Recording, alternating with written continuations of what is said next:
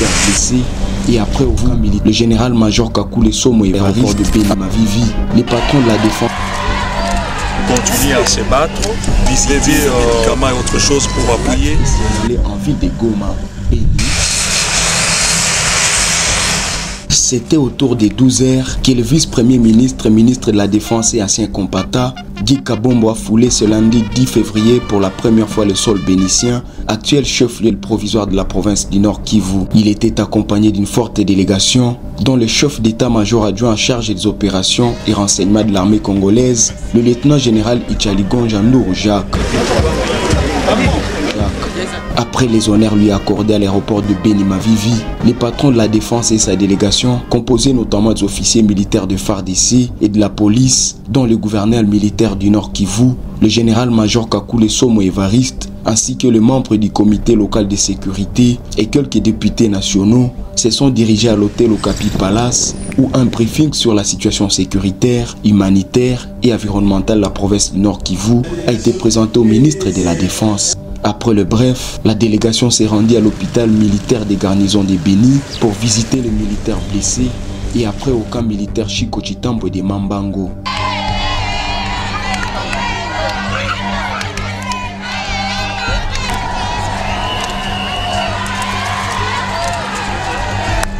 Le député national Bindoulé Mitondo, élu de la ville de Butembo, revient sur l'objectif de la visite du ministre. Nous accompagnons les ministres, le vice-premier ministre, le ministre de la Défense. Il est en mission ici dans la province du Nord Kivu et dans les chefs-lieux actuels de la province du Nord Kivu, la ville de Beni.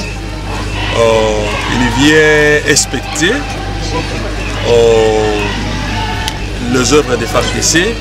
Il vient encourager aussi nos éléments de FARDC de continuer à se battre, visiter les hôpitaux des militaires, comment les militaires sont pris à charge. Je crois que c'est la première fois d'avoir des blocs opératoires comme ça dans ce pays, d'avoir des centres où on traite vraiment les militaires et les dépendants des militaires. C'est quelque chose, nous, en tant que députés, nous l'encourageons. La visite du ministre de la Défense est accompagnée par aussi les chefs d'état-major général adjoint. Je crois que ça encourage la population et ça encourage aussi nos militaires qui sont engagés à profondeur et qui sont engagés au théâtre d'opération. Et je pense que c'est pour venir remettre sur les militaires des matériels et autre chose. Vous avez vu le médicament et autre chose pour appuyer les militaires et nous espérons que notre armée va bien se comporter et nous allons récupérer les territoires perdus. Cet élu du peuple encourage la population à intégrer les forces armées et révèle qu'un centre d'instruction militaire est ouvert à Nyaleke, situé à au moins 5 km de la ville de Beni. Non, il est déterminé. Je parlais personnellement avec lui. Il est déterminé pour mettre fin à cette guerre et il pense que nous gagnerons cette guerre. Donc la population doit se calmer, la population doit accompagner nos forces armées et les Bazalendo. Et voilà, à part ça, on vient d'ouvrir aussi un centre d'instruction au niveau de Nyaleke. Donc d'ici là, on va former celui qui veut être militaire, il sera formé ici et aller se battre pour libérer ce pays.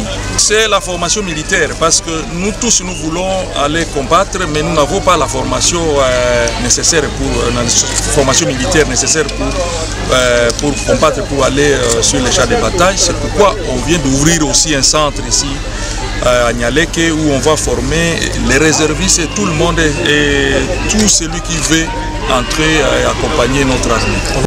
Le ministre Guy Kabombo visite le Nord Kivu dans un contexte plutôt particulier où la présence des éléments du M23 et des militaires de l'armée rwandaise est signalée en ville de Goma. Beni, Isaac Bingeve, Kivu Morning Post.